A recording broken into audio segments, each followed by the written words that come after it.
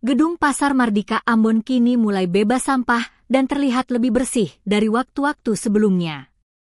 Kondisi ini terlihat khususnya pada area lantai 1 dan lantai 2 gedung, serta pada anak-anakan tangga yang mulanya dipenuhi tumpukan sampah kini sudah tidak lagi terlihat. Pantauan tribunambon.com, Senin, 13 April 2026, terlihat kedua area itu bersih, rapi, dan juga tak lagi ada aktivitas penjualan.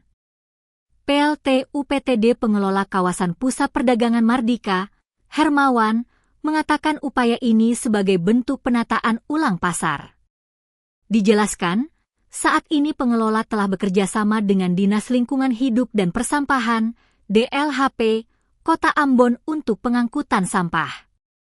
Dengan pembayaran retribusi pedagang sebesar Rp5.000 per harinya. Petugas kebersihan akan mengambil sampah di setiap tumpukan lapak milik pedagang. Ia menegaskan ini sebagai salah satu upaya untuk memberikan kenyamanan untuk pedagang dan pembeli.